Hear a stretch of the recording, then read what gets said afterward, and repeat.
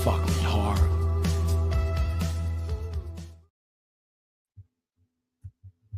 Howdy, folks. Your host, Double J, host of Operation GCD.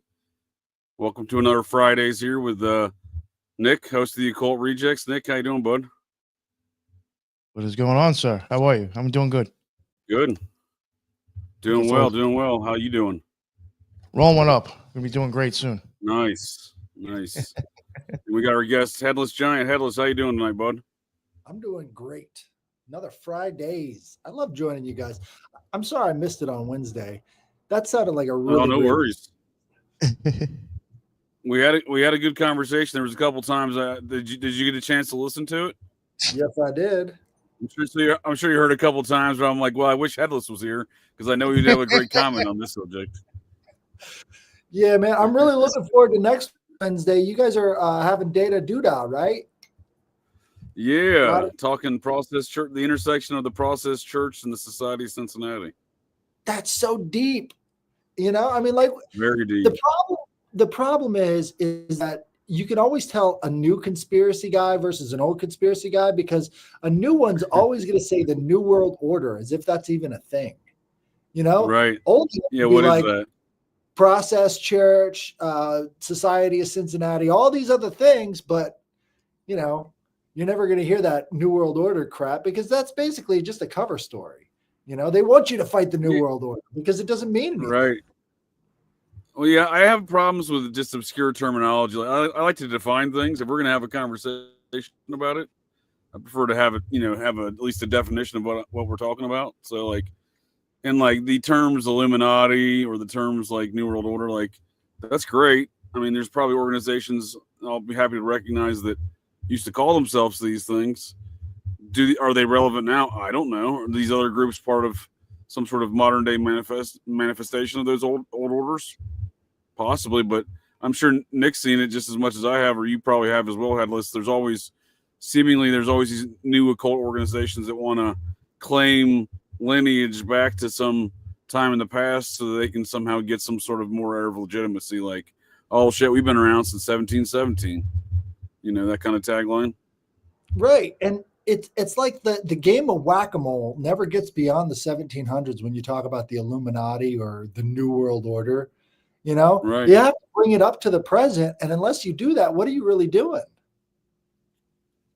Well, here's one thing I like to talk about when folks bring up the Illuminati, and it never seems to be a conversation folks are willing to have, is that was the Crowley-related resurgence or attempts to reignite restart the Illuminati, the original Bavarian Illuminati situation there with the Golden Dawn in Germany, that Crowley was a part of. So there, that's what I'm saying. Like, if there's any legitimacy of that conversation, I feel like that's the intersection of activity with people like Crowley, the Golden Dawn, and trying to restart Weishaupt's Bavarian Illuminati concepts, which in my mind, a lot of it is because a lot of those concepts are Marxist concepts. Right. But I think at the heart of the Illuminati thing is Weishaupt's idea of the city-state, right? And so he believed that you should bring back the city-state idea, and we got that, which would be, Washington, D.C., City of London, and the Vatican. So, sure, like the nation-state. Well, no, his city-state idea was apart from the nation-state. So the nation-state would be responding to the city-state. The city-state would be in control of the nation-state.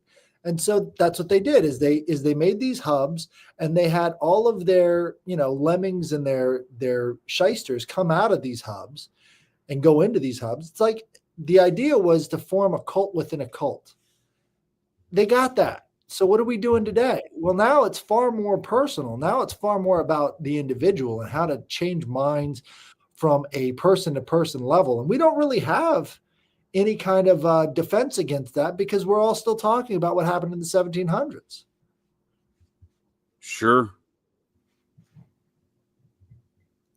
And yeah, but even any order even claiming lineage to that date, like I just,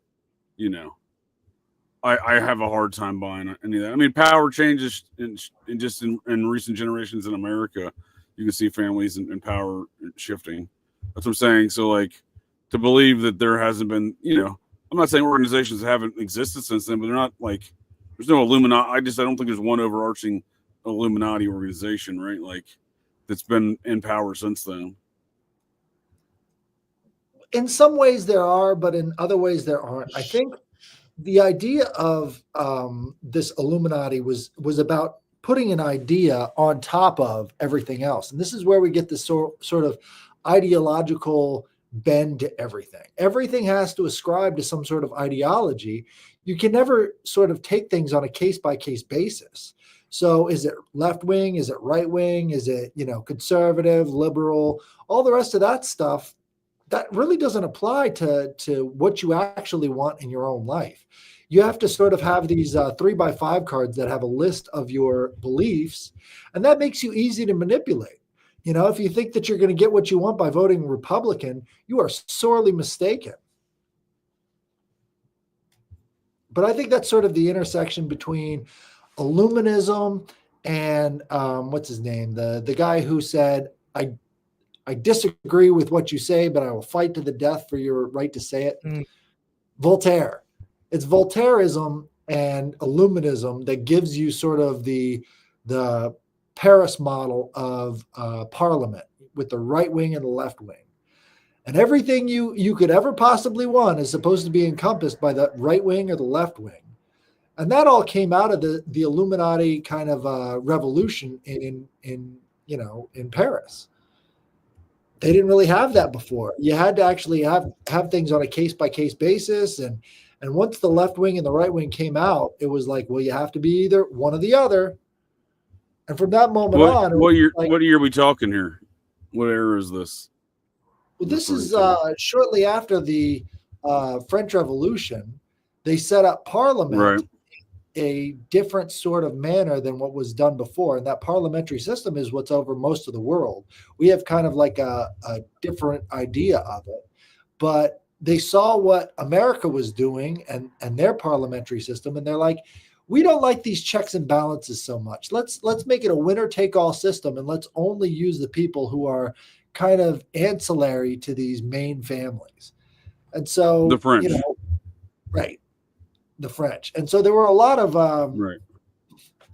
these Society of Cincinnati types in that French system. That everything you're explaining right now is all very Society of Cincinnati related, because even the King of France that was put in there, he was a member of the society. All these nobility guys in France were.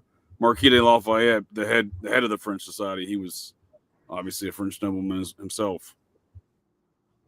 Right, but when they decided to combine the revolutionary movement with the secret society movement, that was just, it was a revolution in itself, because all they had to do is whip up these secret societies, and then the public in the street had to pick sides. I mean, but I think there was a lot of internal turmoil in that too. A lot of backstabbing, if you will, a lot of turncoating. You have to have that, because the most concreting and galvanizing effect you can have is to have two forces battling in your streets. You have to pick a side at that point. And so as long as you've got this long-term societal turmoil where you've got the left representing one thing and the right representing another, people are going to have to pick a side. And it's like, you're not represented by either one of these sides, but you have to think about your home, and you have to think about what's good for my family. And so you end up picking a side, even though this war is not something you started or had anything to do with. Sure. And the concepts that they're putting forward don't really mean anything, and we can all tell at this point, because it doesn't matter what they promise. You're always going to get the worst thing that's on that 3x5 card of ideology. I mean, that is generally what history has shown us, right? Yeah. Eventually, every politician turns into Lindsey Graham. Right. Sweet cheeks, Lindsey Graham. Yeah. He's lighting the loafers. I've ever seen someone lighting the loafers. And so I was saying Golden Dawn before with that dude. I meant OT. He was the head of the OTO. Theodore Russ. He's the guy. He's the guy that tried to restart. So that's what I'm saying. There's an argument to be made that the Illuminati is anything. it is Thelema, courtesy of this dude. Yep. Who handed it? Yeah, that's when it was originally associated with Masonry. Right. Was that what happened? Is that what that went down? I don't know enough about all those. I just know that this was like a legitimate attempt. Yeah, he was a Mason, and they started that. If you were a Mason, you could even, let's say you were like a certain degree, you might equal already a certain degree in the OTO, and you didn't have to go through certain initiations. You could actually like transfer over. Okay. Yep. I don't know. Yep. I would assume the it would go Swedenborgian rite of Masonry. It says right here. Oh, okay. Swedenborg. It says he got it. It said he made friends with William Westcott, and Westcott gave him a charter for this rite of Freemasonry, something called the Swedenborg rite. Does that sound correct, Nick? I've actually never heard of that one. Okay, well that's what the Wikipedia is saying. The source of all knowledge on the interwebs is claiming that there's probably a lot of information about how it started prior to Crowley that I don't know about. No, sure, no. This is interesting though. I've never heard of this lodge of Freemasonry either, but it seems to be associated with either the Golden Dawn or Rosicrucianism, because that's who this dude was the head of. I don't know this guy, William Westcott. That's interesting because I had said I do think the OTO might actually be a Rosicrucian order. Okay. Just labeled differently. Yeah, I've said that on the Occult Rejects topic, me and Lisa covered. I have thought that because to me it makes sense. I mean, you got Crowley going on about Rose all the time. Sure. If you look at the back of the deck for the Crowley Thought deck, it's got the Rosicrucian logo right there. Like they're just putting it out there, you know. Well, that's interesting. Desert Rain says Swedenborg's is from the burned over district in upstate New York.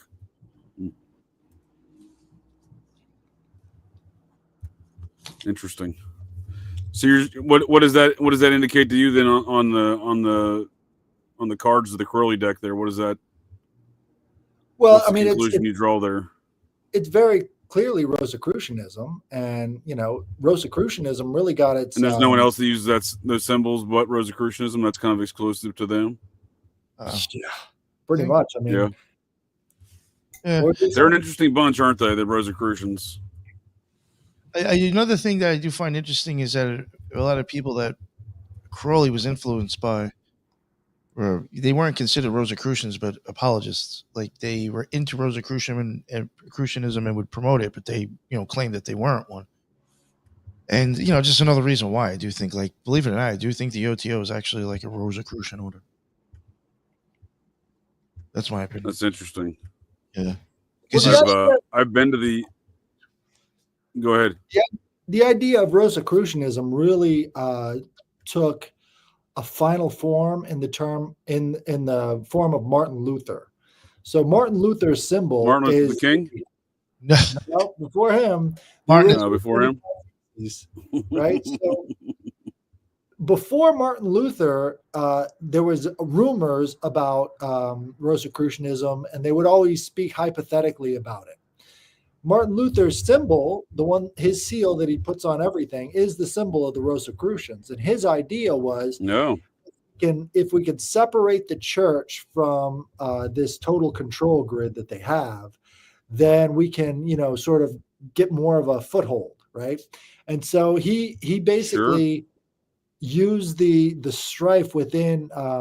It wasn't Germany at the time; it was a bunch of different principalities. He used the strife there to sort of spread this Lutheranism, and it's been going on to this day. The whole idea was political. Everybody who thinks Lutheranism had anything to do with spirituality is totally wrong. It was a political way of getting away from the Catholic Church, and it was supported by all the speculative Rosicrucians. And you can actually see a lot of that in Pennsylvania. The head or the main hub of Rosicrucianism is if you go to soul.org, which talks about this place in Pennsylvania where they have these pyramids and all sorts of stuff. This is where they had the 68th convocation, which is the only convocation that we have available to the public. But it was a meeting of the Freemasons, the Illuminati, the Rosicrucians, and several other groups that had at least 68 convocations, secret meetings at this place in Pennsylvania. And if you look up, I've never heard of this. It's in Bucks County, huh? Yeah. Wild. I was showing pictures there of the Rosicrucian National Headquarters and Museum in San Jose, California. I've been to. It's quite a structure and museum. I believe it's the largest collection of Egyptian artifacts, ancient Egyptian artifacts in America. Right, that's AMORC. They've got a soul.org and AMORC sort of have this. It's like a mail order fucking come on. Mail order Rosicrucianism. Yo, you know what's funny? I shit you not to bring the guy up, but I think that's what Lux was in. I don't think he was actually in the Golden Dawn. I think he was in AMORC. Oh. I think he was just embarrassed. What is that? It's like a mail order, like secret society. I mean, I don't know. It's probably more of a scam, really, because like they're pulling money out of your pockets and they don't even have a place for you to go to. But, it's related to Rosicrucianism. Yeah, but I mean, I don't know. I'm not promoting anything, but I mean, I'm sure this might be something to learn from them. But it's just it's internet mail order type shit. Interesting. Yeah, so this building just sits right across the street from a normal neighborhood in the middle of downtown, like just the middle of residential San Jose, California. It's the Rosicrucian National Headquarters and Museum. That's the museum. This is their national headquarters. Same property, like backside of the building. And then inside, it's just like, you may as well be inside, somewhere in Egypt. As much, you really have that immersive a feel of the whole situation. God damn. If you could have a mail order business like that, producing that much wealth and that much prosperity to get all that inside of your headquarters, you're really doing something. Either that or, it's another money laundering operation. Well, I'm sure it's a little bit of both, right? Right. Well, it could be like even a place for you to store shit, technically. Right. Even like stolen goods for all you know. Let me put my shit in here and you can just claim it's yours. And then when I give it, and then when you take it back, you can say I got stolen. Right. So what went down at this? What went down at this side again? So what's the difference between the organization that met here and the organization that has the place in San Jose? This one is much more ancient than AMORC. So AMORC, allegedly. Right. Well, AMORC got their start in the back to that thing of these modern organizations claiming ancient heritage, right? Like, so what's these guys' story right here? They're not. You're saying AMORC? That's the American organization of Rosicrucian. Yeah, this is a different one. It got started with this half black dude back in the early 1800s who claimed to be their, white college. You've got the black college and the white college. They claimed to be the white college. And so what they did was they gathered all these different politicians and all these different people, and they had these meetings at this place in Pennsylvania. So they're not known as AMORC, huh? This is the folks from San Jose, right? AMORC is San Jose. That's the West Coast. And who's the Pennsylvania group? I got to look them up. But if you look up the Bucks County pyramids, they should have a name for it. It's calling it Quakertown. Oh, here we go. Fraternita Rosicrucis. So that one goes back to 1858. It says this one here says 1904, 1915. But then it says Rosicrucian Research Society back to 1904. Right. That's when I guess they changed their name at some point. Yeah. So 1916 is when they put out the 68th convocation. These guys, the East Coast crew. And the East Coast crew are the ones who made the seal of the United States. And they're the ones who put the pyramid on the back of the dollar bill. That wasn't even. This is all that Lyra worship stuff that Chris Knowles has covered. Yeah. And so they were at. Oh, Pascal Beverly Randolph. Okay, I know this dude. Yeah, this is the guy that introduced sex magic to America. There you go. Yep, that's the guy.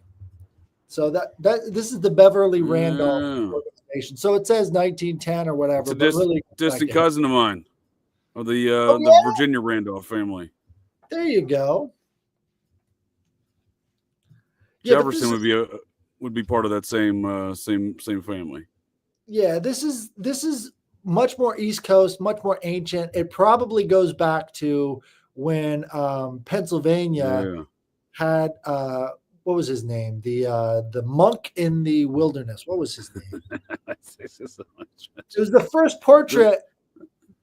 The first portrait. The monk in the wait. Who is this? The monk in the wilderness? Have you? Yeah, there was this guy who came over to Pennsylvania before the United States was a thing, and he started this Rosicrucian order in this canyon right outside of Philadelphia. It's part of the park. Oh. And it was called the Order of the Woman in the Wilderness. And he was said to heal people using music. And so he set up operation there, and he started prophesying and making all these different predictions in the early 1700s. Is this Woman of the Apocalypse? No, that's not. No, that ain't it. Order of the Woman in the Wilderness? Yeah. Oh, go ahead. I'm trying to find it. So he starts this up, and he looks like an alien. He's a straight up weird looking dude. Cave of Kelpius? Yeah, Kelpius, that's his name. And so Kelpius starts this cult out there. If you look up the picture of Kelpius, you'll just love it. He looks... That's more of a drawing than a picture. Well, yeah, this is the first portrait that was made in America, though. So this is kind of... okay. Yeah, look at his face. He does look like an alien. Totally a gray.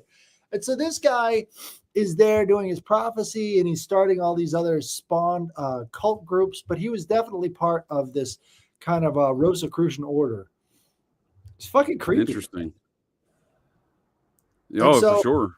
Basically, from this time, they started another order that actually laundered a bunch of money for George Washington in the Revolution. And this is where he's getting his French funding from, is through this order. And so nice. Okay. They were bankrolling this revolution through France, through these Rosicrucian orders that started like another monk colony in Pennsylvania. Oh, all right. So you're saying monks are these Cistercians? I'm not sure, because they're calling them the drunk monks. That tradition goes back through the Cistercians, like in Robin Hood with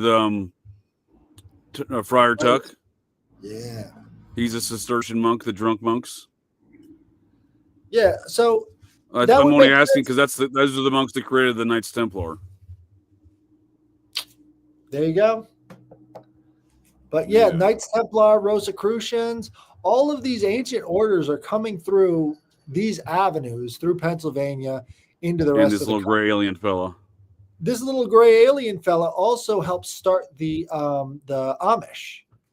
So the Amish were kind of. I've been wanting to do that myself. So fill me in on those details. I've been wanting to start my own Amish order. You know, get a little tax-free, little paperwork-free action. So the Amish orders that were started over in Germany were sort of like a Lutheran offshoot. So they were kind of. I did not know that. Okay. Yeah. So they were kind of the, I guess you could call them the Mormonism of that time period. And so through this Pennsylvania connection, that's where they started to settle in the United States. It's through this kind of Rosicrucian Lutheran connection. And so once they established themselves, because they still practice magic, and they practice a form of magic that goes back to the origins of Christianity, which is really interesting. I just saw a video by the Museum of Tarot on Instagram, and he was talking about the flower of life and how everything we know about the flower of life is wrong. The original guy who brought over the concept of the flower of life, he said that it came from an ancient Egyptian temple. And this ancient Egyptian temple had this on one of the walls, and it represents the soul. Well, this Museum of Tarot guy looks into this claim by this New Ager in the 1970s, and he finds out that this temple itself was actually being defaced by Christians. And the Christians would use hex signs to deface the ancient monuments. And so in Greek, they had an inscription that was right next to this flower of life hex sign that says, "Our God is greater than yours." Well, and so of really, course. the flower of life was a hex sign that these early Christians were using to deface these ancient temples. But what's kind of fascinating about it is that they call Jesus Christ the Son of Man. And if you look at electron microscope scans of DNA, it's got that same sort of flower of life hex sign. Okay, sure. If you put these two ideas together, they're using this magic of man as this sort of archetypal symbol to sort of get rid of the alien influence of these gods and these tutelary spirits. I mean, what you're saying to me makes a lot of sense, because as you're describing this whole Philadelphia cult situation, I started thinking Doomsday, ancient alien cargo cults, and apparently the local media publications of Philadelphia have already beat me to these conclusions. When a real life Doomsday cult built a cave in Philadelphia. Yep. But later on, the nation's first Doomsday cult, it claims. Right, because he believed that the world was going to end on a certain date and that everything had to be put in place. That would be the proper layout for it. And so, yeah, this is an ancient Doomsday cargo cult. And again, the guy looks like a fucking alien. So tell me that's some kind of miscoincidence or whatever. Some interesting construction here. It's, they put some effort here in building this little location. Right outside. Look at this thing. Right outside of this canyon where he was living, you've got the cult that's based around Comte de Saint Germain. Oh, really? Okay. And kind of like the stuff going on up there at the I Am cult of Mount Shasta. That's the one. The I Am cult is right outside of this, and they still got a building. And a bunch of this guy called the Susquehanna Alchemist, he went down there with a big tour group. Okay. And the I Am cult is like, why don't you guys come in here and we'll have a chat? And so why don't you come join our cult? But really the reason why the I Am cult settled there is because of the cave of Kelpius. So they were, and the I Am cult has been like so influential in all these UFO cults. All the UFO cults, big time. Copy and paste from the I Am cult. Big time. Well, certainly since their creation, for sure. Yeah. Was it the 1920s or 1930s? Right. So this has been a cult hotbed, I mean, right along this canyon, you've got this. I'm curious. Well, it's the Schuylkill River, which has got a lot of mound sites. I mean, that's Ben Franklin put a lot of things in Philadelphia along the mound sites along the Schuylkill River. I mean, the William Penn signed over the property for Philadelphia from the Lenape on what is known as Penn Park. They got a miniature giant dick statue, a small obelisk sitting there today on the banks of the river there. But it's in Penn Park, but that's on a mound site.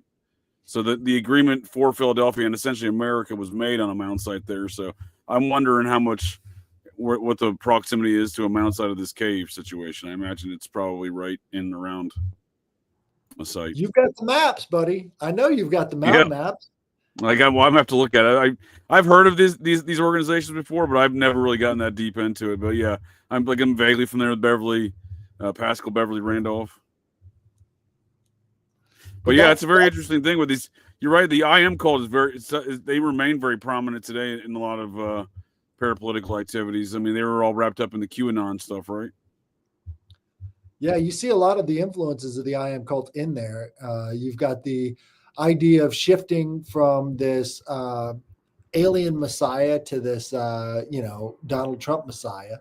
And that's really taken off over in Israel. They really think that he could be their messiah. So you've got a lot of this messianic sort of dog leashing of a lot of different groups all into the same thing. I don't think it's really taken off as much as they hoped it would, but it's like the bot armies have kind of died down for the Q cult, but you've still got a little bit going on. Right. And The sevenfold prayer. Oh God. Yeah, What's that that? was Yeah. General Flynn made the sevenfold prayer in front of a whole audience full of Christians, and they didn't know what the fuck he was saying. That's an actual. That's like I've seen that in stuff before. Like he pulled that out of cult shit. I mean, I've seen it in the cult books. Right. Well, Yeah. What is this? Maybe you can pull it up. If It's you like look up, 7 rays of light prayer or some shit like that. yeah, you look up the I'll sevenfold. look it up. Is it fair to call I Am a neo-theosophical religious movement? I mean, is it almost purely based on theosophical ideals? Is that what's going on there? Oh yeah. But Comte Saint Germain is their Messiah figure, and the way that who's like a time traveler, right? Like some sort of vampire. Right, vampire time traveler. Yep. Yeah, vampire time travelers. I'd watch that show. What are we talking about? 7 verses of what? 7 verses of Satan? What'd you call it? No, it's the sevenfold rays of light, said by General. That's what I said. Yeah, so General Flynn is doing this theosophical prayer that was said in 1984 in front of a huge audience of Christians, and he's like, "Repeat after me," and he's got the whole audience of Christians just eating out of his palm, reciting this prayer from the Theosophical Society. Couldn't get any less Christian than that. It was. I'm still looking for that, but in the meantime, the first thing when I searched that verse and General Flynn, this was the second hit on Google. Michael Flynn to QAnon believers, I'm not a Satanist. What's that about? That's what he's talking about. If you watch the video associated with that, he's there making this sevenfold prayer that came directly out of Theosophical Satanists. Interesting. 7 rays of light, I think it's called. Is that what I searched wrong? Yeah, I just saw I knew we got into the evangelical movement. What's he doing in Batavia, New York? That's where Joseph Smith recruited all those Campbellites and Millerites into the early Mormon church, including Sidney Rigdon. He got the Millerites. That's where it came from. I didn't know that. Well, they were the Campbellites. Then they kind of went. It was at the same time they were branching off into different directions. The younger, I think, the Campbell son and the Miller guy, and then you had Sidney Rigdon, who was one of their ministers. He became Mormon. He took a lot of their congregation. The younger Campbell, I think the Miller guy went off, and then the Miller guy broke off and became the Millerites, which I think then produced the Jehovah's Witnesses, the Seventh-day Adventists, so on and so forth. They all have that same epicenter in Batavia, New York. So that's weird that Flynn's doing some evangelical stuff up there with this prayer you're all talking about. Yeah, I said in Batavia, New York.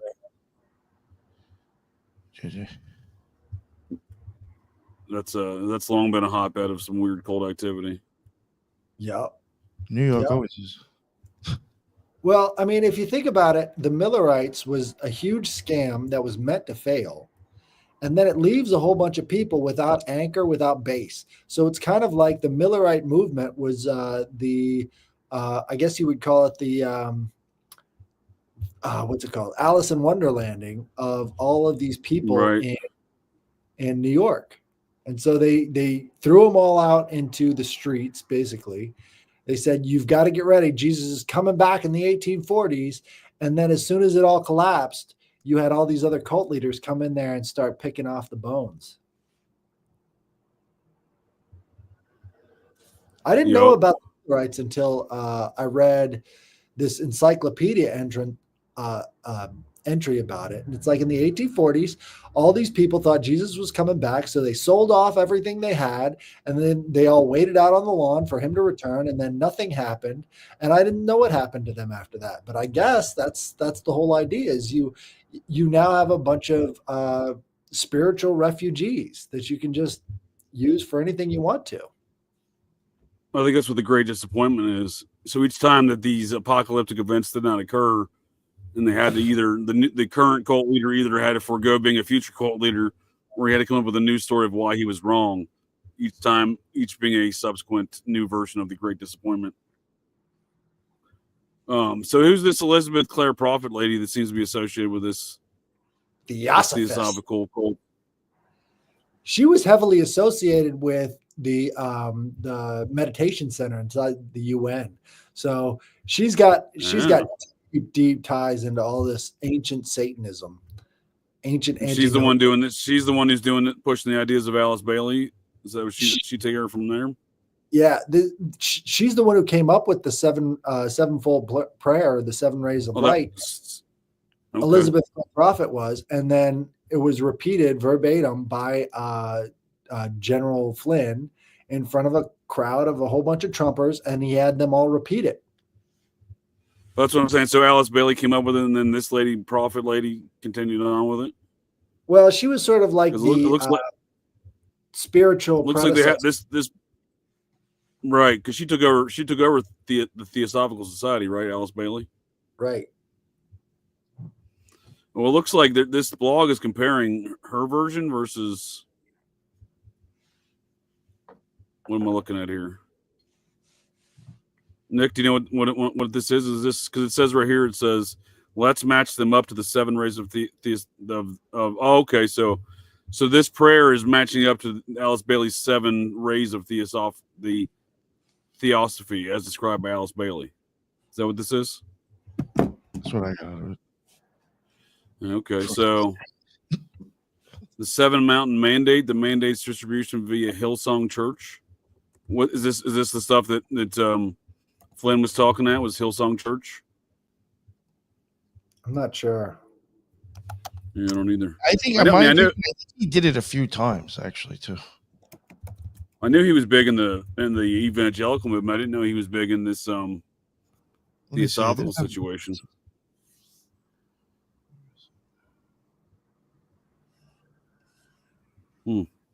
Yeah, they're trying to hide. What are these seven tenets like or mandates or what?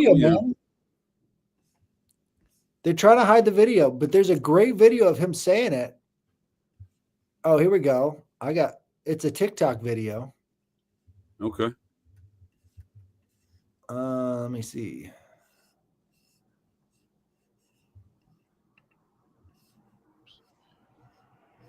What are these tenets of these rays or these standards of theosophy? What do they what do they outline? It says one says will and power, ray 2's love and wisdom.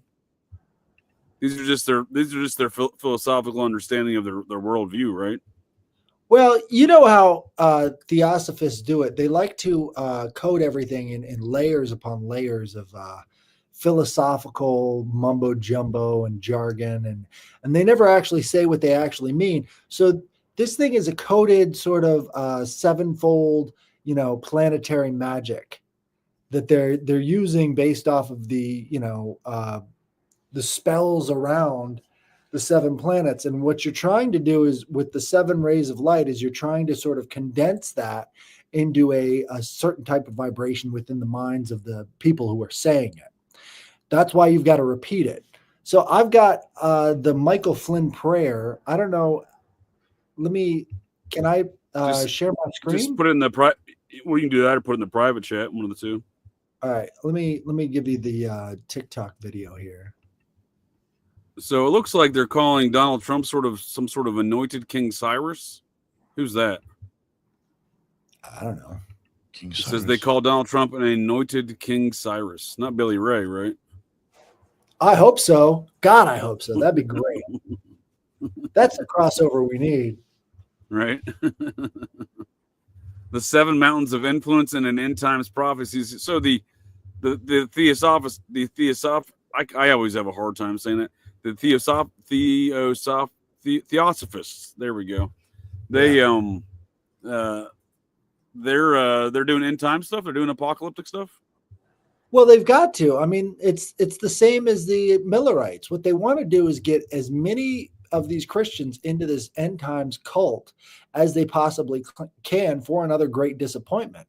This is how you destroy a movement from the inside. Is all these people want to see change. You give them an end times prophecy that's going to be fulfilled by their, beloved leader. When that doesn't come about, and after they've sold off all their stuff or given it away or had somebody else take it, you've got a bunch of vulnerable people that you can repurpose for something else.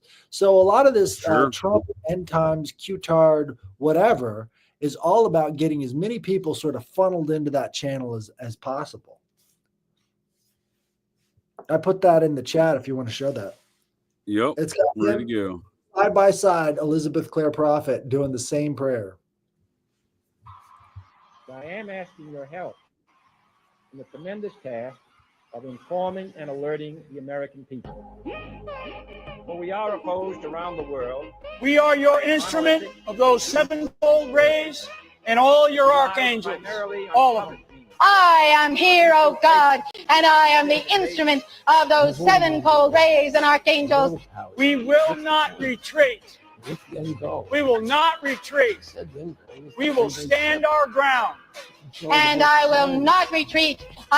Is this lady with the hair? Is this Elizabeth Clare Prophet? You got it. That's a wild ass hairstyle. 1984 to 2020 something, whenever he made that. Probably 2017. It is verbatim, isn't it? Yeah, verbatim. I will take my stand. We will not fear to speak. We will be the instrument of your will, whatever it is. I will not fear to speak, and I will be the instrument of God's will, whatever it is. In your name. I mean, what would be the point of them both saying "and whatever it is"? Right? Because they don't want to reveal a throwaway line, like you know what I mean. Like that's obviously relevant in some capacity here, though, right? Right, whatever it is, as in you guys will do whatever I say. That's what I'm saying. It's like they're like it's some sort of mind fuck at the end there. Yeah. In the name of your legions. Here I am, so help me God, in the name of Archangel Michael and his legions. We are freeborn, and we shall remain freeborn. I am freeborn, and I shall remain freeborn. And we shall not be enslaved by any foe, within or without. And I shall not be enslaved by any foe within or without. Wow, that's pretty wild. Pretty wild to see one of our top military intelligence or top intelligence folks in the American government doing some weird ass cult shit, right? Well, you know, wasn't he also a part of like PSYOPs in a sense? Well, he was the head of Defense Intelligence Agency, yeah. So I mean, he was the head of all military intelligence. I thought he was actually associated with certain things like that. I could be wrong. You ain't gonna see that many Q videos. That's pretty wild. Yeah. So there's this kind of mystical Judaism that I think both the American and Jewish peoples now participate in with Zionism.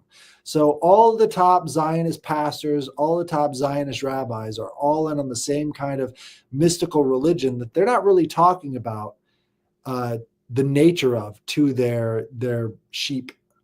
So, and I don't think wasn't this Brandis fella here this first Jewish U.S. Supreme Court justice, the Zionist? Wasn't he real tight with Samuel Untermeyer? Yeah, the Untermeyer property. Yeah, Untermeyer Park fame. That place is fucking crazy. Oh yeah. But yeah, there was definitely a Zionist movement amongst those New York quote unquote Jewish factions there. You know, that Brandis fellow, that Untermeyer fellow. I mean, there's, you know, that's what I'm saying. When I was saying earlier about all these different, the quote unquote Illuminati, there's so many different opposing factions impacting specifically American politics over the years. It's not just one group. Immanentize the Escalon. It's got to be about the immanentize of the Escalon. They all try to move towards that goal of having the end times. Michael Flynn probably Aquino's protege. Well, that's certainly possible.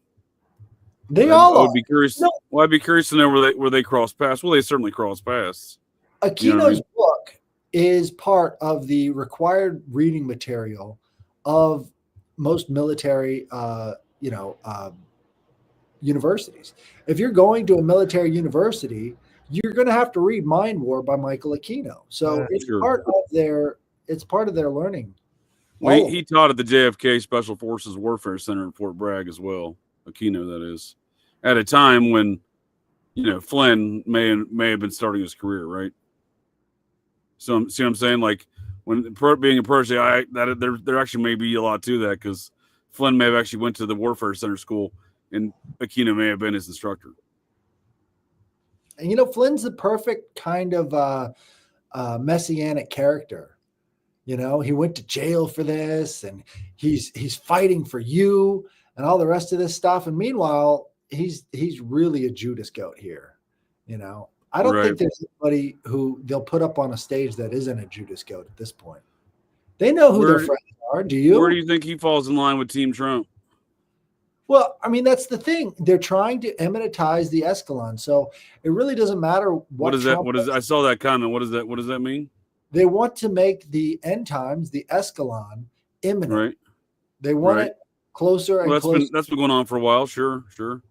George Bush was selling Tony Blair and the French president on getting into the Iraq War in 2003 under these pretenses, as well, as far as escalating the apocalypse. And it's my honest opinion that I believe that the Septuagint was written by secret society type people. I think that's the purpose of it. And the Septuagint was called the Big G in Latin because 70 like Freemasonry. The Big G, and they say it doesn't matter what God you have. And, that goes straight into Theosophy too. It doesn't matter what God you have. We're going to condense it all down into our political system, and so that's kind of what the Septuagint did. It took all of this stuff from Greece, all of this stuff from Egypt. It took all of this stuff from the Hebrews, and it just meshed it all in there together. And then it's been, the world religion ever since. Catholicism is called universalism. So anytime you've got these wars and battles between the Hebrews and the Christians and the Muslims, it all goes back to the Septuagint. The Septuagint is what spread it all around the world, and the Septuagint is the Big G. And if you look into the history of the Septuagint, it was written in Greek first. It wasn't written in Hebrew first. They all just condensed it all down. So the idea of the Escalon being this imminent event is something that's been going on for thousands of years. And it's a formula, and it's a formula that works. And if you look at the Millerites, that's the way they plan on doing it. You've got the Seventh-day Adventists. You've got, the Waco Church. They use the same formula out there at Waco as they used with the Millerites. They told David Koresh, you need to finish this book about the end times, and then we'll let you out. And, he's like, okay, I'm going to finish my book about the end times so that we can get out of this situation and we can be saved. It's like, they put that in his head, and he was perfectly willing to go along with it because everybody's looking at the end of the world being this. Who's they? The FBI negotiators. This guy? Was it this guy that did it? It was that guy that did it. This guy's responsible. You can't tell me that's a woman. Janet Reno, get the hell out of here. So I've often wondered what the intersection, of very gorgeous Attorney General we had there, right? Janet Reno. It's looking like a dude. Who was her boyfriend? I mean, Will Ferrell looked like a better version of this at playing Janet Reno. Like looked less manly than Janet Reno does. Right. Oh man, hideous. I've often wondered the intersection of gun trafficking, the federal government kind of gun trafficking, and the Waco Occult, the Branch Davidians, because they were clearly involved in gun sales. And I often wonder if they kind of stumbled across like a Mena, Arkansas style gun running operation that had been going throughout Central Texas, that corridor of Texas. For example, during Iran Contra, the main CIA weapons vault and depot was located in a U.S. Air Force camp in northwestern San Antonio called Camp Bullis. I worked for that command for their military police staff on that headquarters unit, so I'm very familiar with some of these histories, and to knowledge that's not a very well known fact. The volume of gun running that was going on out of San Antonio, specifically Camp Bullis, on a site that's still owned by the CIA today, that operates on an Air Force installation, and it's not all that. It's directly south, like 3 hours of Waco. That's what I'm saying. Like it's about the midway point between Waco and the border. So if you're running that as a depot, and then you need a northern distribution point, Waco serves, geographically speaking, logistically speaking, as a great location. So I often wonder how much of that gun trafficking throughout that corridor did the Branch Davidians find themselves witness to, which really caused the big dispute there. Well, who could forget the Fast and Furious operation? I mean, that's what I'm saying. Yeah, this was same thing basically. That's what I'm inferring, right? Right. I mean, does anybody actually believe that they were actually tracking these guns and actually knew where they were going, Right. or were they just dumping them? The idea that the cartel is somehow different from the Mexican government or the United States government is just laughable at this point. Right. Well, for sure. But yeah, I mean, I just don't know that I think a lot of folks have questions about whatever went on with the Branch Davidians, but I don't think we even are really breaching the surface of what really went on there. No. And I think the only guy who could tell you is, in a shallow grave.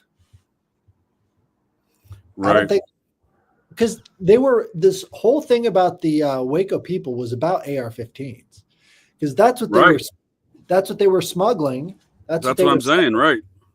No, you're spot on. That's exactly what I'm saying. Like, there's more to that gun trafficking situation and the gun. I'm not saying that they were in league with the government. They very well could have been. They could have been in league with the government. Whatever it was, they stumbled across something that Mr. Janet Reno did not like. But yeah, you can see right here, according to even the AI from Google here, Camp Bullis is a military base that provided training and operation support during the Iran-Contra affair. Now, it served as a giant weapons depot for the Iran-Contra affair. Right. Even the name Iran-Contra is so misleading. Very. Yeah, very much so. My family's one claim to fame is that back in the 90s, you had Ollie North that wanted to run for president after George Bush Sr. And he didn't have many supporters, but my dad, he said, "We're going to be there to support you, Ollie North." And they actually had a Washington Post journalist come out and interview my dad and put our picture in the paper over his support of Ollie North, because nobody else was that stupid to support that guy. Right. It's like, hey, Mr. Janet Reno can take a punch, and I assure you, Mr. Janet Reno can deliver a punch. The size of that creature, it's a heavyweight boxer. But yeah, here we go. It's actually called Camp Stanley. It's within the confines of Camp Bullis. Arms. This is from 2014 New York Times. Arms cache most likely kept in Texas by the CIA. I worked there in 2008, 2009. I can assure you, arms cache most definitely, not most likely, kept in Texas by the CIA. Fucking nonsense headline. Like, yeah, they probably keep weapons there. Maybe. It's all about chaos, because the maximum amount of chaos you can cause results in the maximum amount of control at the end of the day. They don't give a shit who gets hurt in the process. They're not going to be the ones getting hurt. And if you think about it, you've got all this terrorism bullshit targeting everyday regular people. Just going to put this gorgeous lady back on the screen while you're talking. Go ahead. You've got all this government stuff targeting everyday regular people. When you realize that the intersection of terrorism, UFOs, all the rest of the stuff is just targeting everyday regular people, you kind of get the impression that all this stuff is based around the same shit. It's all about control. Right. Sure. And it doesn't matter who's doing it. If the targets are the same, the enemy's the same. And if the enemies are the same, it really doesn't matter who's carrying it out. You can't really pick sides. It's definitely about control, though. The control of the iron grip of justice of Janet Reno. God, she's a ball crusher, huh? Her and her man hands. Man. You were talking about man hands. I saw this photo of getting tossed around in meme fashion around Twixter today of Kamala. You say Kamala, I say Kamala Harris, and her long arm. Have you all seen this? This is an official post by the Democrats Twixter account. Let me pull this up for you to show you precisely what the preposterous photograph I'm talking about. I don't know that I think folks are claiming like they messed with her arm, like her arm is somehow not really this long. And I'm going to tell you this: I've met this individual. Her arms are not only that long, she's got man hands, or he has man hands, as I would like to describe it.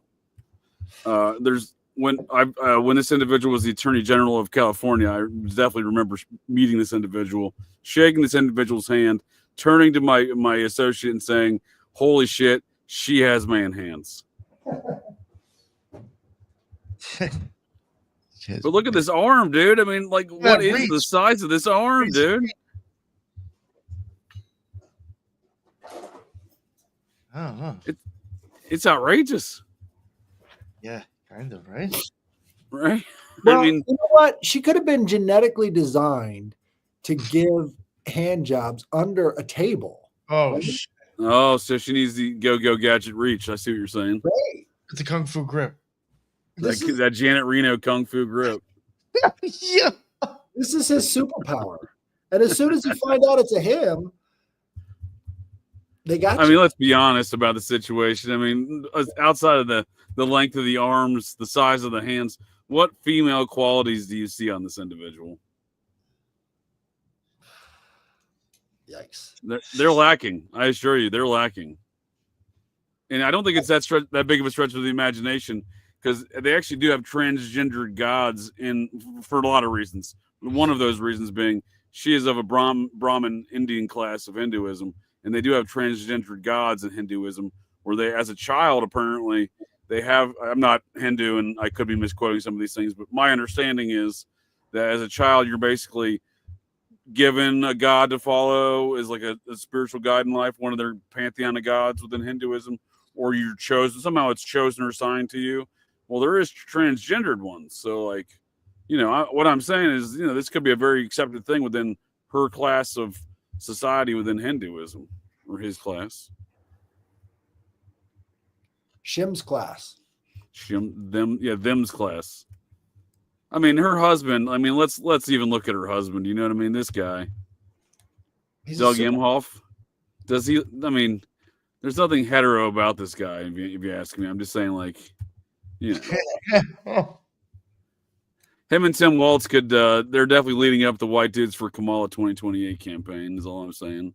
Did they get the Guinness Book of World Record for the most amount of horse cum drank, or is that... You know what's funny though? Throughout all this saga with Kamala Harris, and you know whatnot, you never heard from really much from old Montel Williams, did you? Nope. And you know, I know this is often danced around as being a photograph of Montel and his side piece Kamala. My understanding, this individual here on his left, this young lady, is his daughter, Montel's daughter.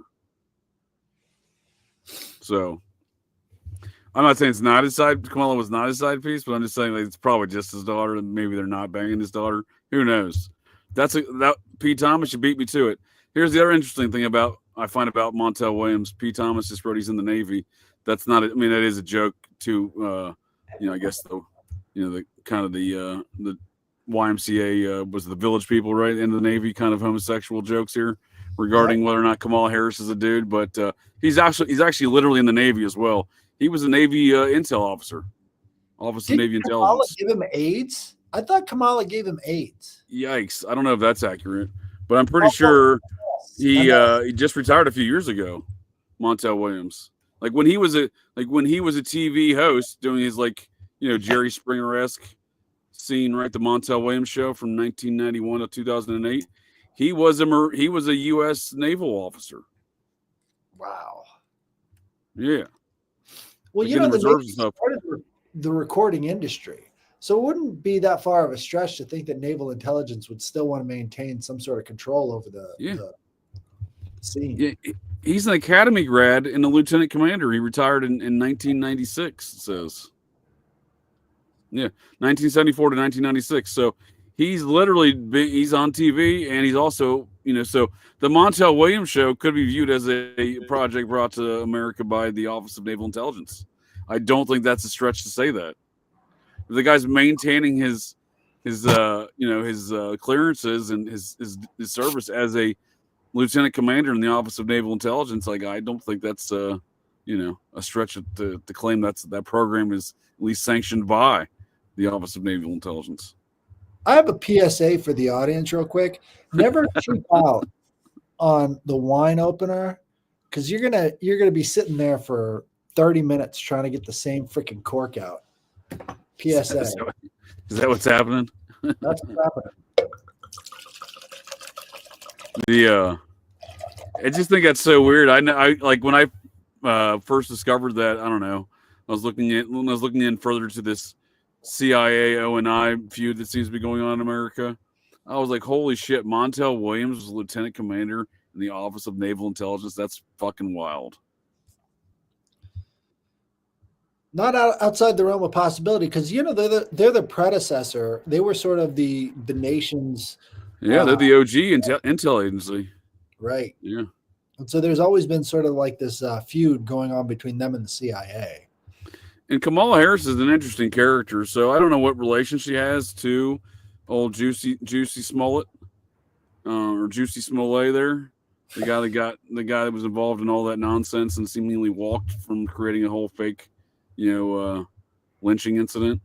Well, his mother's a Harris from Jamaica, same Harris family as old Kamala there. So I often wonder, that whole Smollett family, him and his siblings are all big Hollywood, and they're in all sorts of stuff in Hollywood, have been for decades.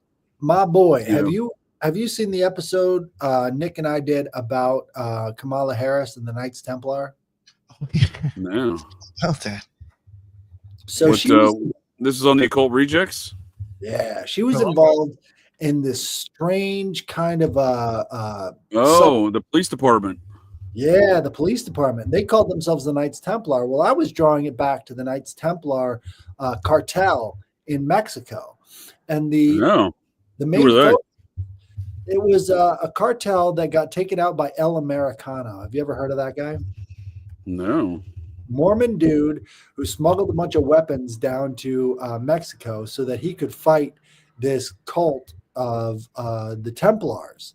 And the Templars would go around beheading people. And so he decided he was going to fuck them up. And him and like 13 other dudes went out there and just killed them all in one night. I think those two organizations, this police Templar organization and this Knights Templar down in Mexico, were probably a little bit more linked than they're willing to discuss. Well, that's interesting. What this Knights Templar dude who was part of Kamala's ring wanted to do is he actually won an award for local television putting out this news thing about terrorists coming across the border. And I think what they had planned is having kind of this NATO-style Gladio operation going on between the Knights Templar in Mexico and the Knights Templar in the United States, because they specifically said, we're part of the police union in Mexico. These guys said that. Yeah, all these different states. This is the one that was connected to Kamala. These are the folks that were out of Oakland, right? Right. So that guy in the middle Make there. Masonic police aim to improve relations with Black community. Lawyer says. Yeah. Right. Lawyer says. Right. So they wanted this dude's all regaled up, isn't he? Right. And these cop unions are like, this guy's just pretending to be a cop. He's never had any sort of distinction. But one of the dudes in that little claiming to be descendants of the Knights Templar, huh? Right. One of these dudes in this little posse got his credentials from the Kamala Harris office. When she was the attorney general, right? Prosecutor. When she was a prosecutor. When she was a prosecutor. And okay. He was using her credentials to go around to these different police organizations and try to get them on board. As an investigator for the prosecutor's office, it sounds right. like. Interesting. Well, it didn't work out too well. And the Knights Templar got offed by El Americano, this Mormon dude. So these things, that's an interesting proposition you create here. I was familiar with the Oakland one. I was not familiar with this one out of Mexico, but they were functioning at the same time, huh? Right. And I believe that Kamala Harris is part of the Mothers of Darkness. And so well, what does that do? You've never heard of the Mothers? Have you ever heard of the Mothers of Darkness Castle? No. So they've got this. Heard of the Mothers of Invention. No, it's not necessity. She should. Not Frank Zappa. She's got those arms. She could be the mother of invention. But Chateau de Marios. Yeah, Armoires. Yeah, and so how you pronounce that? Right. So a lot of these female politicians are kind of these handlers that are dispatched from the Chateau de Amaroi. And so Belgium, huh? Right. And so I think that's what she was setting up between Mexico and the United States were these different offshoot groups, these kind of spin-offs from the Masons. Unfortunately, she's a fucking moron. So her little operation fortunately. Right.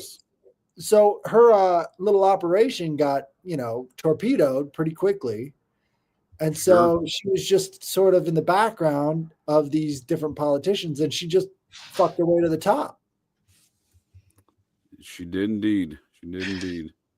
But if you look through who's this Mormon Mexicano fellow you keep referencing? I'm interested to hear more about this guy. El Americano. If you look him up, El Americano fights Knights Templar. You'll find a bunch of different articles. Up here is El Mexicano, Mexican Templar. Okay, that's their group. Right. This is the guy that fought them. Yeah, El Americano. I forgot his name. Not El Mexicano. It's El Americano. And look up Mormon El Americano. He did pretty good. Torres. Torres, and he got snatched up by the government after he put up a great defense against these. There you go. Yeah, so they he's an American. He's born in El Paso. Right. That's why they call him El Americano, and he's the one who's selling guns down to these guys who fought. I thought maybe he enjoyed espresso and water. It was one of his favorite drinks. Right. So that's an Americano. It's a coffee joke. It is a coffee joke.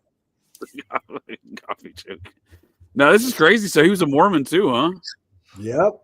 Well, that was his link. That's really interesting. Well, all these, because you remember the LeBaron Romney Mormon issues with all the cartels down there, right? Around that same time. That's what he was doing. He was the one who basically made their militia and gave them the ability to fight back because he had all these connections within the Mormon. Okay.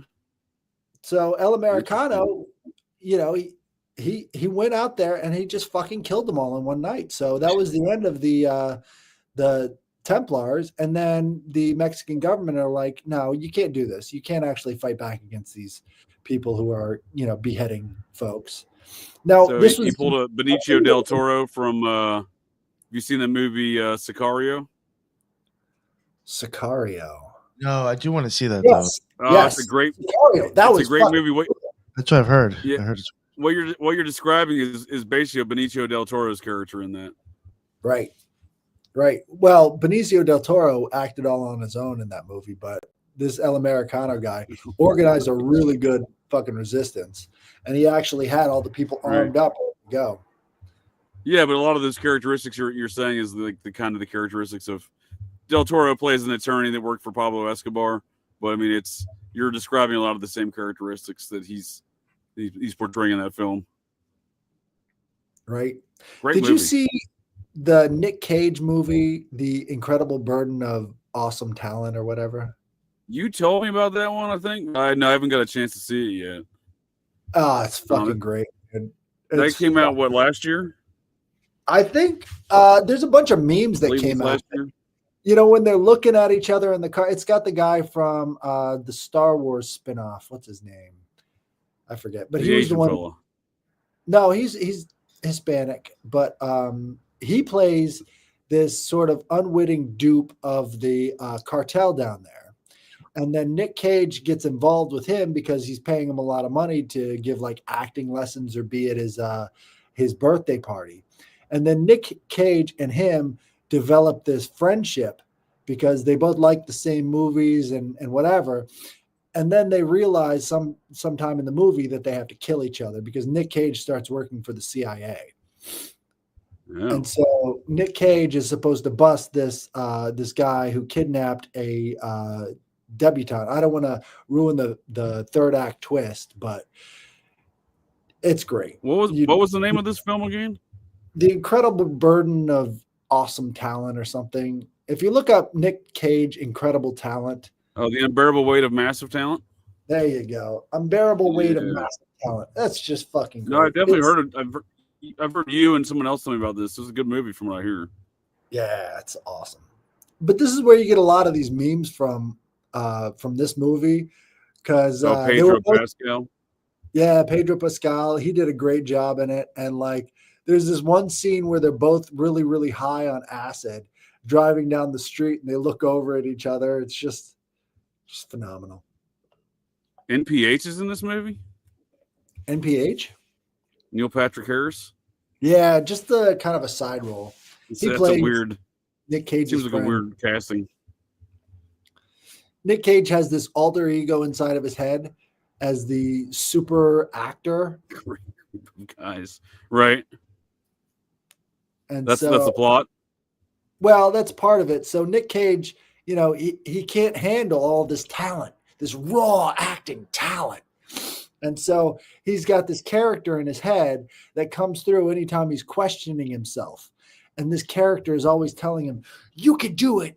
You're Nick fucking Cage. Right. And so I say it sounds kind of like a mockumentary of sorts, it sounds like. It is, yes. And Nick Cage is definitely not taking himself seriously in the movie. And it's, it's kind of like a self-deprecating thing where he's the most awesome actor in the world, Sure. I saw Marky Mark. That's a good comment. I saw this. I was very disturbed by the scene. I don't really know how to I don't want to process that. I don't know how to process it. I really don't. I don't know how to process it. I don't want to see any more by Roseanne as long as I live. That was fucking terrible. Right. Who's that guy she raps with? Who is this guy? He's a conservative. Part of the McDonald family? Yeah. Ronald McDonald's son? Ronald McDonald. Big old clown. I can't stand this. I mean, he seems like a clown. That's why I figured he was part of the McDonald's family. He's pushed by Tim Pool, so that's all you really need to know about the guy. Oh, there you go. Yeah, that guy's a clown. Yeah, it says Marky Mark. Yeah, I saw that. I'm like, oh, this is. I actually just put my phone down. I was like, when I had Twixter up earlier, I saw that. I was like, I'm over this. I'm done. This is enough. I've reached my limit. Done for the day. I mean, I don't want to. I don't want to pull it up, but at the same time, I want to pull it up to show people the ridiculous nature of what. If anyone who has not seen this, I mean, she's got like dreads or something, right? Like she's got. I mean, she looks like Riff Raff. She looks like Riff Raff. She does. And this, whoever this person is, who I don't follow, yet they popped up on my timeline anyway. This American Papa Bear. They wrote "Daddy's Home from Tom McDonald's" featuring Roseanne Barr. We are back. So like people seem to be like into this. Like they seem to be like excited about this situation. Like within the MAGA people. Conservatives will get excited over anything. I mean, like you could have a transgender up there stripping down naked and having like a Trump flag behind him, and they're like, "We're so back." You know what's so funny is they get just as triggered as the left does, just in different ways, and they don't see it.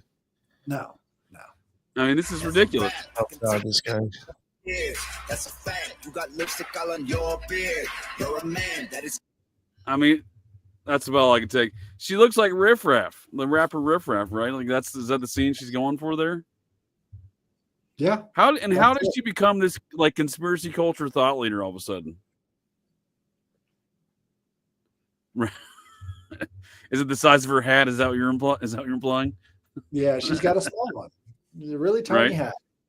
And she's got Mormon connections. She grew up Mormon, I believe, too. I mean, she's a double Zionist then at that rate, right? She's got some of the dumbest conspiracies I've ever heard. No evidence, no nothing. Just go flat out saying Pizzagate all you want to, but you actually have to back it up with a few facts. You got to know history. Right. And I just feel like everyone who's supposed to be like these thought leaders in the conspiracy culture, even folks I enjoy like Tim Dillon, like they're all kissing Roseanne's ass. Well, she was a cultural icon of the 90s, so it brings everybody back to the time where they weren't all starving to death. And I was there, man. I wasn't a fan. I mean, I recognize you are correct in that assessment, but I was not a fan. If you rewatch Roseanne, it's the most anti-man show you'll ever watch. All they do is shit on Dan all day long for no fucking reason. The guy's a great guy. It was that same era of TV making all men stupid, like Homer Simpson. Right. Same reason I never enjoyed The Simpsons. You know, and it's like it goes by the same sort of that's who he looks like. Tom McDonald looks like a bootleg version of the Offspring lead singer. That's good call. What were you saying there, Headless? It's just, why are we giving into these cultural narratives that were formulated in the 90s to attack our culture and destroy it from within? Yeah, and where did she become cool? Like, I don't know where she became cool. Like, suddenly, like, just a few years ago, everyone's like, oh, Roseanne's back. Roseanne's back. What? Why? They even brought her TV show back. I'm like, why are you doing this? Then they got rid of her. And then they still call it Roseanne. And then the whole mess of it just seemed very orchestrated. Like they were trying to propel her back into some sort of position. She's also played some real stupid stuff with like politics too, though. I mean, at one point she was coming out and saying that Trump was still president. Right. Like she would actually push like weird political stupid shit on the side. Right. No, for sure. I think that's the role she's been playing for somebody. You know, like another thing with like, you know, the right likes to make fun of the left for, you know, worshiping certain people, but like with the right, as long as you were somebody in the spotlight and you come out and say something remotely horrible against the government, they're real quick to start sucking your dick. Sure. Like, oh, he's the new savior. But you were just saying 2 weeks ago that there were a Satanist eating fucking babies for Sunday dinner. Right. But now all of a sudden you're cooking for them because they said they didn't agree with the vaccine. I think what it is. That seems to be how it works, right? Yeah, it's so weird. Roseanne is the inroad for the Gen X trailer park mom demographic. And they think as long as they got Roseanne there, they can make their inroads with the trailer park mom Gen X demographic, which is a large and growing, you know, population. That's her demo? Yeah, that's her demo. Nice. And so I guess it works, you know, but does it? Does it really work? See, I think we should be raising all ships instead of lowering them down to the level of Roseanne. Sure. Yeah, again, in your when someone's propelled to a position of being some sort of cultural or society thought leader, as she has, and without any sort of clear trajectory in how she attained that position, you know, I tend to ask questions. She's not the only one, obviously, in this kind of environment, but she seems to be a very popular one amongst the right as of late. Well, you know, she was in that video with what's his name, RFK Jr., where he's talking. Oh, they're doing stuff together too, huh? Are they? Okay. Oh, she's everywhere. That makes sense. She was the one standing in the background while he was telling the story about killing this bear and then planting it in Central Park. Oh, she was in the room for that story, huh? He was the one telling her that story. Yeah, okay. Yeah, her father was abusive, and she's got DID, and so she's the perfect Gen X icon because she's got DID and she was beaten. So interesting. Yeah, I know. She's got a podcast again that she's doing a lot of this. Again, these new conspiracy cultural figurehead, you know, ideas from almost like a counterpoint. I don't know that she's tight with Alex Jones, but I feel like it's almost like a counterpoint to everything Alex Jones is talking about. You can almost tune into Roseanne to, like, you know, you're going to get a slightly more fucking skewed version of reality, even from what Bill Hicks is telling you. But like, it's almost confirming what Bill Hicks is saying, but it's even worse the way she's describing it, right?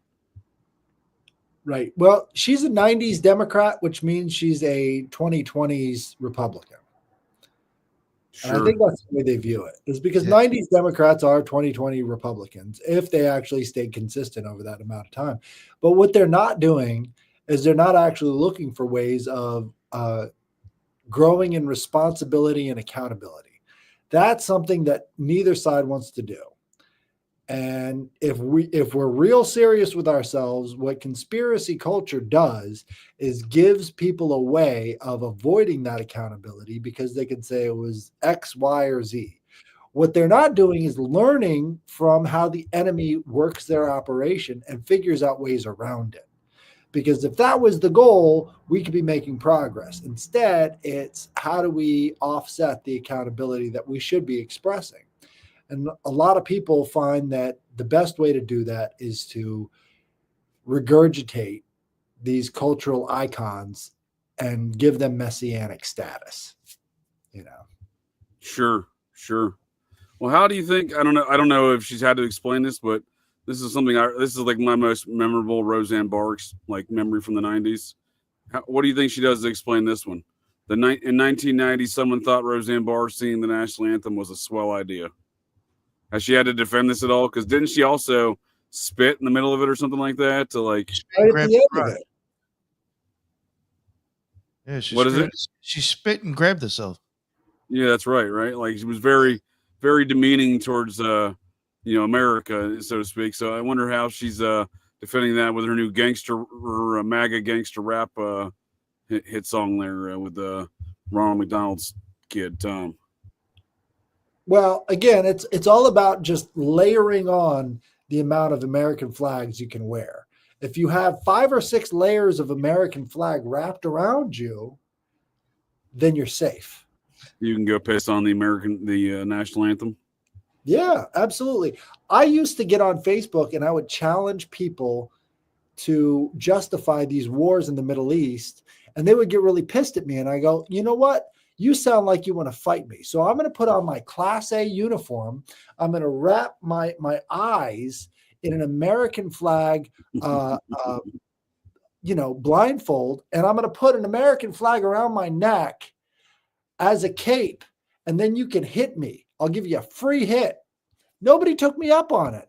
So there's some sort of magic that goes along with this American flag that not only makes you immune to criticism, it makes you immune to accountability, and you can talk to one of these violent conservative assholes and they won't even hit you anymore if you wear the right magical equipment. Well, there's probably something to that. The magical aspects of that is, and the asshole aspects of that as well. Some folks are just assholes. It's true. You know, they don't want to. They're just an asshole just to be an asshole. They don't want to really do anything about it. They're just being in it. Their only hopes is to achieve a greater degree of assholeness, being a bigger asshole. But it, like I keep saying, ideology makes you vulnerable. You have to think about what you want. You have to think about who your friends and enemies really are. You cannot fill in the gaps with ideology. It doesn't work. Sure. Well, that's a good. I think that's a good point to maybe even draw the conversation to close here, gents. Nick's got himself a nice little roach clip going there. I like your style there, bud. Oh yeah. You try to look bougie. It's very bougie, very bougie. Yeah. I got put my pinky out as I do it. What do you got any closing thoughts for us there with the on your bougie roach clip status there? Seem to be pontificating something there. The looks of your face. Nah. I really ain't got much to say. There was stuff earlier in the show, but I mean that'd be so far back. It was pointless for me to bring it back up. But no, nothing really. I mean, I had a good time. I totally forgot when Headless covered that thing with the Knights Templar and. Yeah, that's a good one. So what episode that far back on your timeline? Do you know when that was? Oh, that's probably probably about 2 years ago, maybe even longer.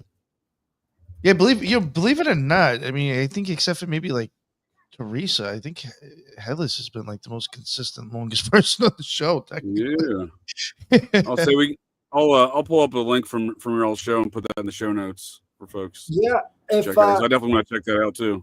if you guys want more information, Brad Binkley from the Propaganda Report is the one who turned me on to that. So he's really the source of that information. Brad Binkley, Propaganda Report, Knights Templar. And when he was doing it, that's when it was dangerous, not dangerous, safe. Now it's dangerous, safe to talk about it. But he was really on the front lines of that, because that was when the Biden administration was first sort of congealing into this Kamala Harris, Mothers of Darkness sort of crossover. But what he didn't cover with his coverage was the stuff about the Knights Templar in Mexico. That's sort of what I added to, because I had heard about El Americano going to war with the Knights Templar in Mexico. Sure. That's good stuff. So. All right. Any other closing thoughts there, gents? Not really. Anything else coming up on either one of your all shows? Again, PSA, do not cheap out on the wine openers. You will be spending 30 or 40 minutes trying to get that cork out. So nice. Well, yeah, Operation GCD Wednesday night, Process Church in the intersection of the Process Church and the Society of Cincinnati with Dana from Rotting Jewels. Highly recommend that. Thanks to all the folks here in the chat, and thanks for joining us here this evening, folks, to the interwebs. A lot of good conversations I see popping off here. I certainly enjoyed it. Thanks to both of you gentlemen for the joining me here this evening. Any other final closing statements? I put a donkey mixed with a dragon on the introduction thing. I didn't have any reason for that. I just thought it was a funny thing to mix a donkey with a dragon. I like it. Yeah. I like it. All Absolutely. right, folks. Thanks again. Well, that's it.